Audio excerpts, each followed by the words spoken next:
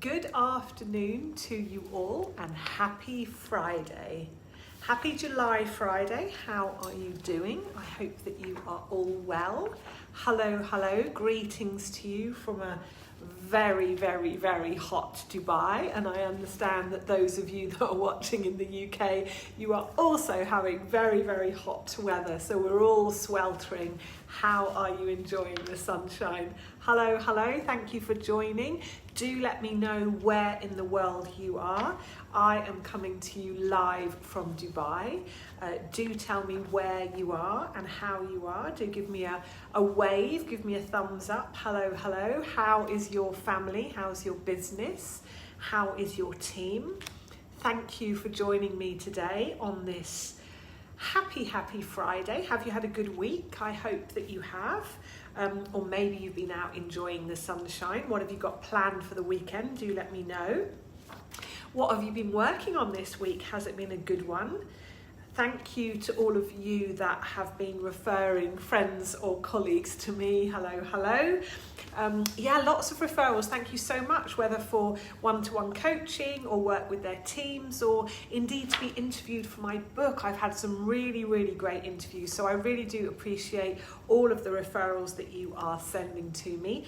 And welcome to you if you are a new joiner to this community. Hello. Welcome to you. Thank you for joining. I would like to welcome each and every one of you. I'm really passionate about serving you and giving you lots of great value, not just in these weekly lives from wherever I am in the world. Today I am in Dubai, 12 noon UK time. Every Friday I am live in this group, but also in our Ask Me Anything slots, which are 3 p.m. UK time every Monday. I really want you to know that you are not alone. So please feel free to post your questions, your challenges into this group. Let us know where you are stuck or what questions you have. I really do hope that you and your business are thriving. But do you know what? If you're not, then that's absolutely okay. Please let me know what support you need. I can see that several of you have booked in a clarity call next week, and I'm really looking forward to speaking with you. If you would like to get past your blockers, if you'd like to take that next step in your business, then do book in a completely free call with me, and let's give you a good dose of clarity. I reserve a few slots each week in my calendar for these calls. They're completely free for members of this community, so do grab your clarity call now. You can find the link in the pinned post at the top of this group. So, how are you doing? How's your week been? Happy Friday to you and greetings to you. Also, I hope that you are enjoying the sunshine wherever you are. It's certainly very hot here in Dubai. So enough chit chat, let's get going, shall we? Welcome to my weekly live at 12 noon UK time every Friday, where we talk about how you can simplify, grow and enjoy your business. Whether you're just starting out or several years in, whether you want to build a nice lifestyle business or you're chasing world domination, I am here to support your journey. Last week we were looking at setting boundaries. We were talking about how to recognise where boundaries are needed and also how to put them in place. We also talked a bit about working from home, which is a particular challenge when it comes to those boundaries between work and home life, and we also talked a bit about getting really clear about what you need. So if you didn't get a chance to join me live last week, you can find a recording in this group. All of my lives are recorded into guides. They're organised into 4 different guides. We have a welcome guide with some information about me and about this group. And then we have 3 guides filled with resources and lives dated all the way back to when we started this community over 2 years ago now in June 2019. If you are feeling overwhelmed or stretched too thin, if you're not quite sure what to focus on or how to get organised, then you need to head over to the Simplify Your Business guide, which has loads and loads of hints and tips on how to make life easier for yourself, how to organise your time, and also how to focus on what's important. Then there's the Grow Your Business Guide, which is all about client acquisition, scaling and managing people. So if that's what you're tackling right now, then that is the place for you to find some support. And finally, we have an Enjoy Your Business Guide, which focuses on you and your role and how to ensure that the business you're building continues to delight and inspire you. What we absolutely don't want is you falling out of love with your business. So everything that I do falls into one or more of these three guides: Simplify, Grow and Enjoy, so that you can easily find the support you need. I know that you're busy and maybe you're feeling overwhelmed, and so I've really tried to make it easy for you to access directly the support that you need. I want you to be able to do all three. I want you to be able to simplify, grow and enjoy your business, of course, but you will know which one is going to be most relevant for you in terms of where you are right now and the challenges that you're facing. So do check out the guides in this group.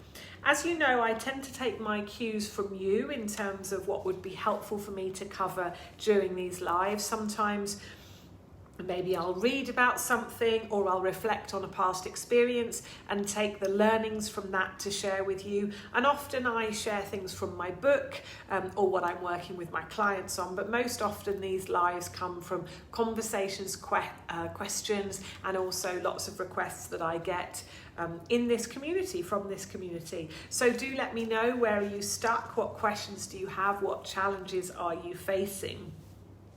Today's live has been inspired by a question that I got from a member of this community.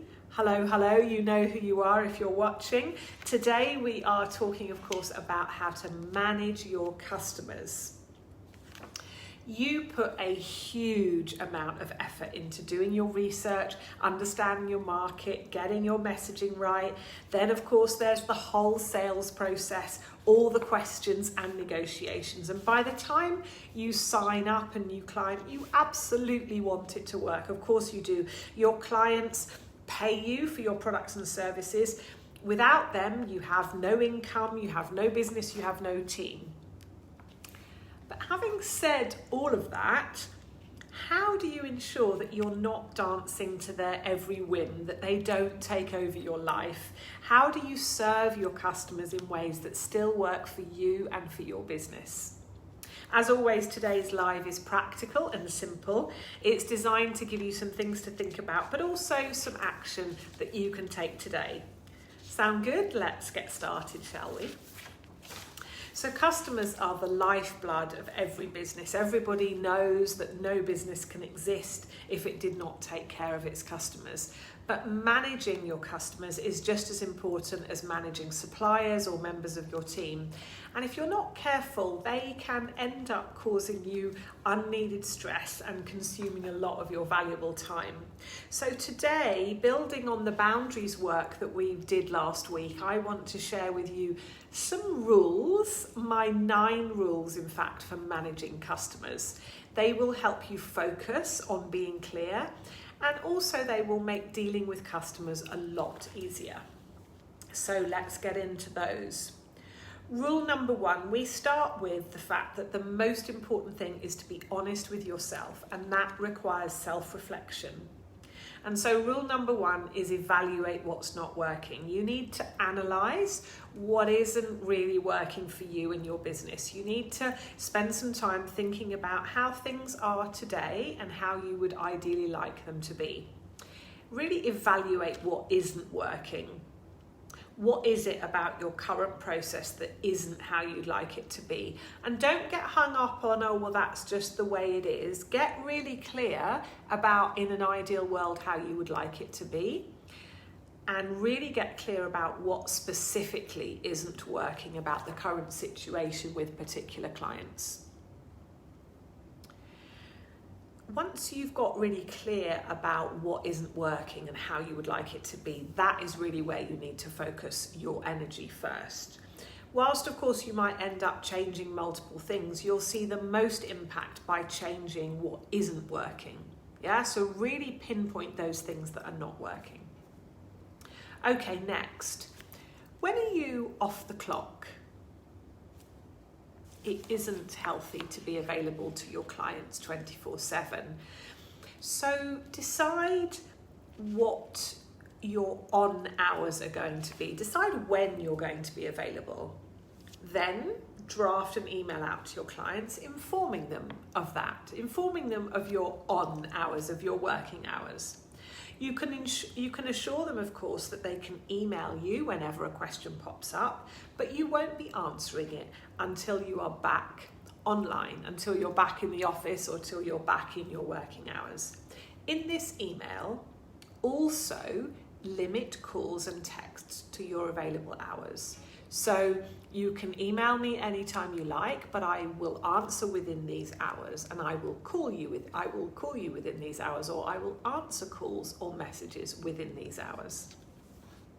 The great part, of course, about working for yourself, running your own business, is that you can work additional hours if you want to or if you need to.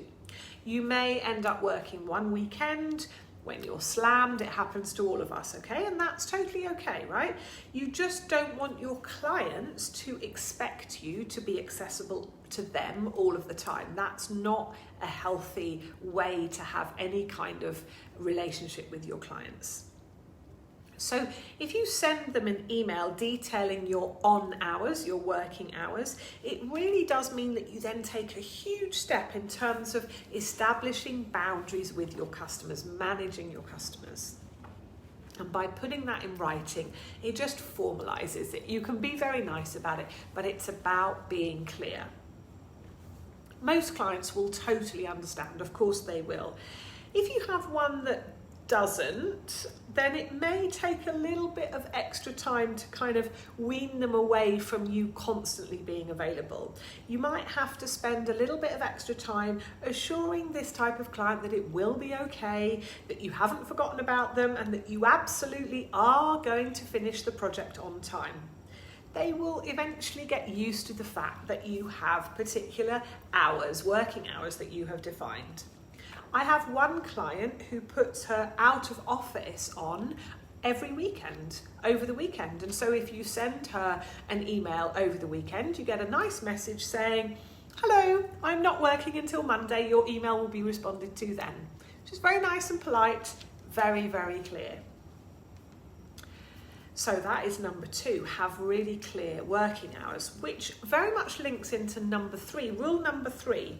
And this is something that I've actually implemented in the last year, maybe 18 months, and it's really made a huge difference to me and my business.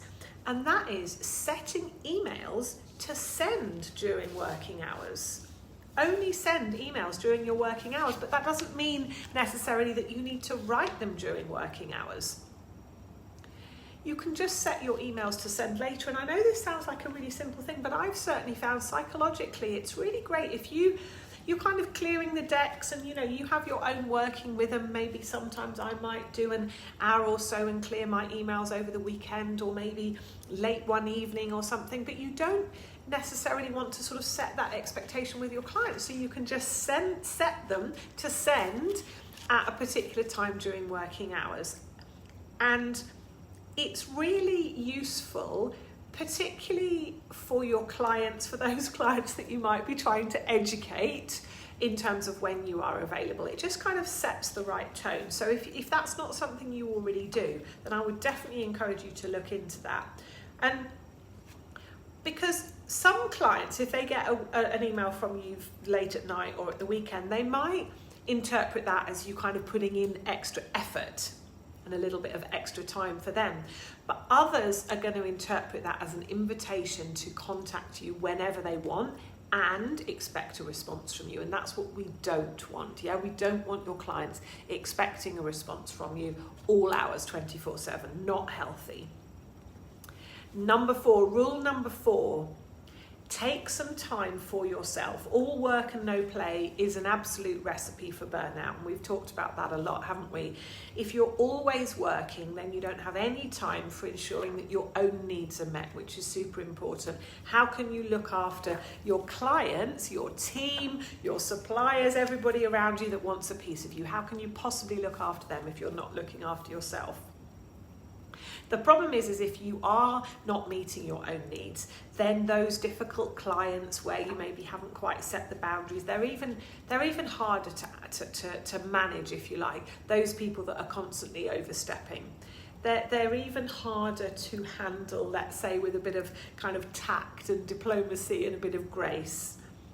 And so you really must watch yourself. You really must make sure that you are taking time out to kind of recharge those batteries so that you are handling those slightly more challenging customers in the way that you want to. Otherwise, you're on a bit of a downward spiral. And that is not healthy. So give yourself some time to veg out, grab a cup of coffee and relax, while you drink it. Head to the gym, watch a couple of episodes of whatever your favorite Netflix addiction. Schedule some time just to refresh, stare out the window, just recharge those batteries, go for a bit of a walk, It's so important, and it doesn't have to be a hugely long time, but having time for yourself is really important to help you keep things in perspective. Also, taking time out helps you kind of fill up your own cup of self-worth, if you like.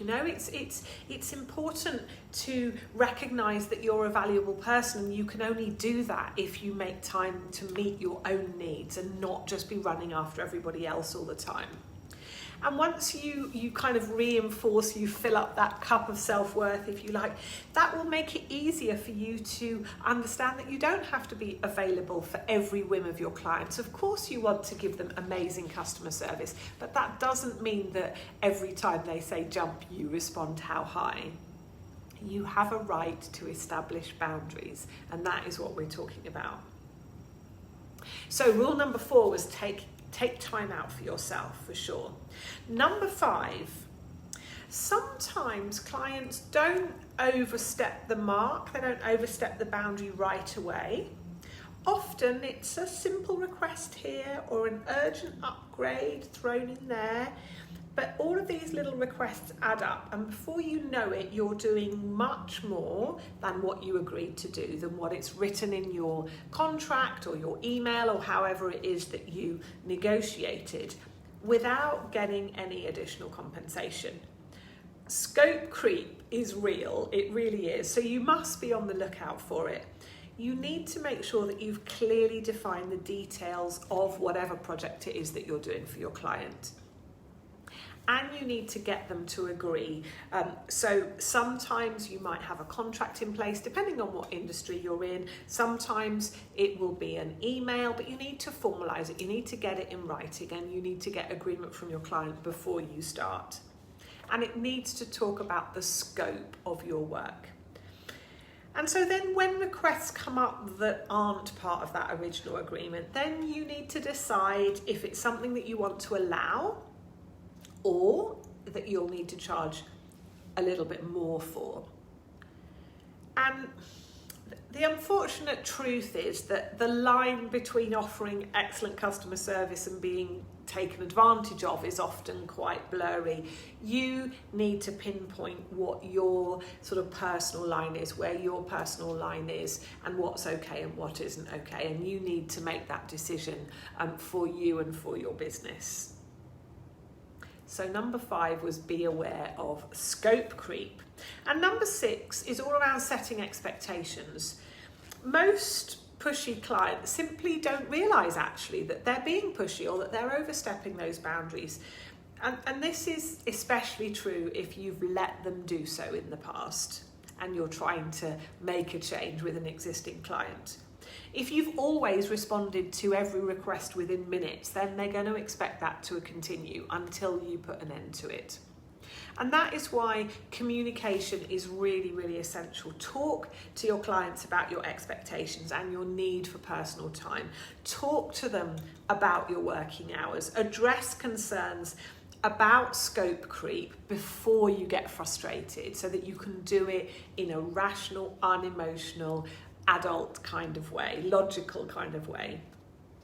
You aren't going to lose most of your clients just because you've set some boundaries that respect your personal space and your personal time. In fact, they'll probably respect you more once you start respecting yourself. Any client you do lose is one that wasn't really worth having in the first place, right? Remember that. Not every client is a good client, and establishing good boundaries is actually an excellent way to cull out some of those bad clients. So talking of bad clients, rule number 7, get rid of those hostile customers. Your time is valuable. There is no reason why you should use all your time talking on the phone to people who are hostile, who are unruly, who are rude, or clearly have no intention of continuing to do business with you, or even becoming your customer in the first place. Business owners who offer truly exceptional customer service can be tempted to endure even the worst callers. Please don't let that be you. Without a doubt, it's admirable to try and provide that level of customer service, but you really shouldn't feel obliged to tolerate people who are making you or your team miserable, right? Life's too short. Be cordial, be polite, and send them on their way. Yeah, if somebody is just not respecting you or your team, then you really do need to question whether you want them as a client in the first place or whether you want to keep them, right? There might be exceptions, of course, as in, like a high profile customer that you might decide that you need to tolerate.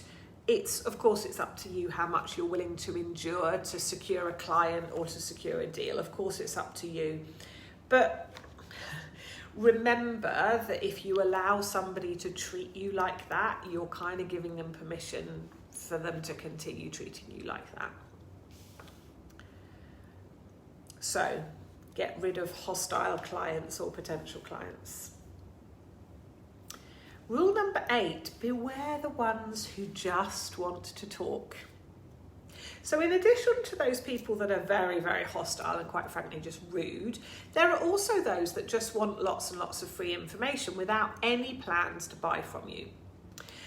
Now, of course, it's a good thing to provide, really comprehensive information to your potential customers. There are plenty of other callers who might just be stringing you along, right? And so you need to decide again where that limit is, where those boundaries are, because you want to prioritize your time onto those people that are going to buy from you, right? No self-respecting lawyer would give away free legal advice to someone that they know is not going to use their services.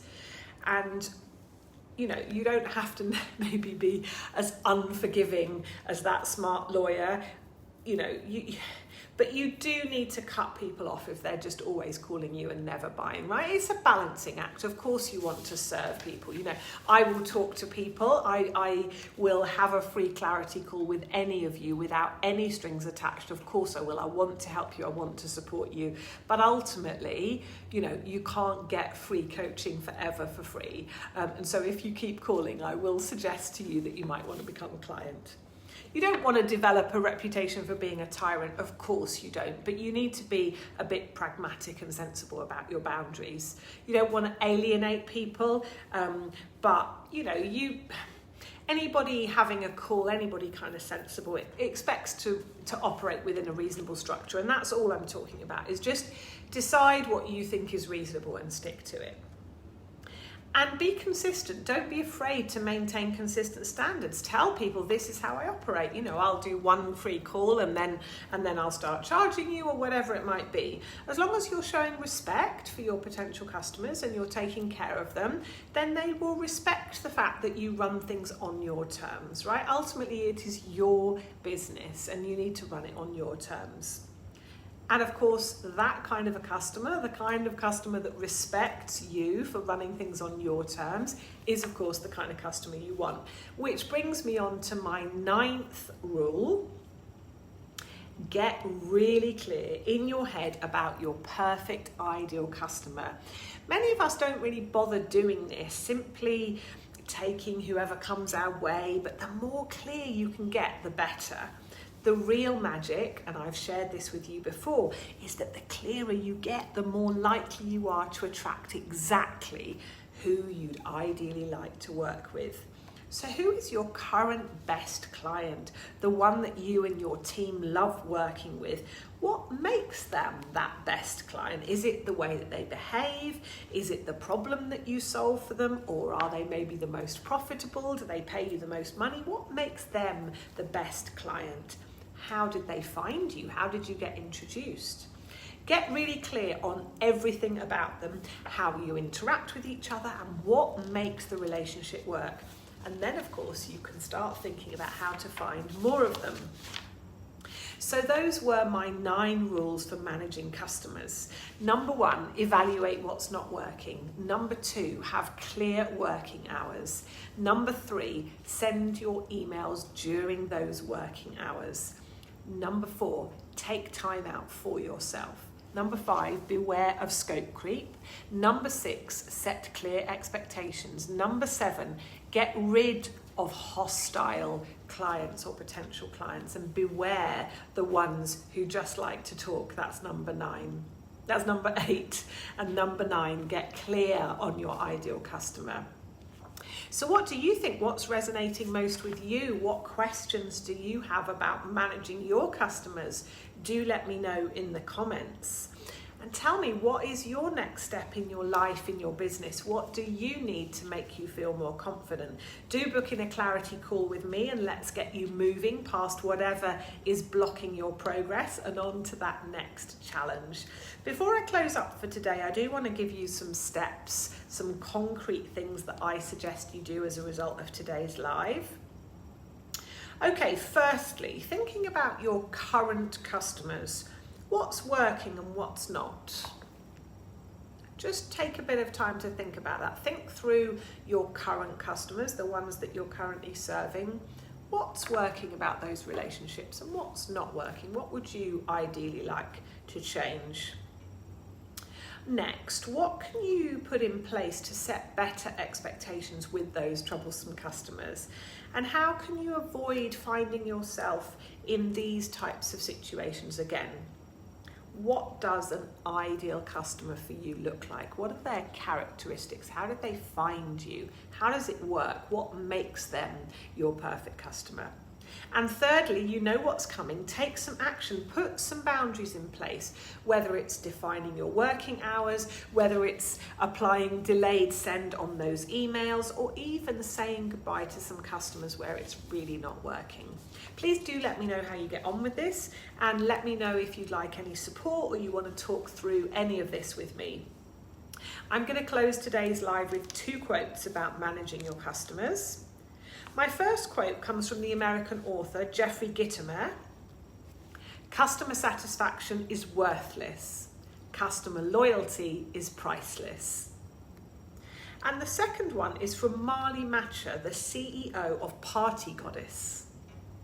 Happy customers will do anything to continue the relationship. Don't forget that, actually. If you're providing a really awesome service, they're really going to want to stay with you. So how do you manage your customers, and are you attracting the right ones for you and for your business? Let's get you in the driving seat of your business and building intentionally towards what you want. Decide what is really important to you and to your business, and then stick to it consistently.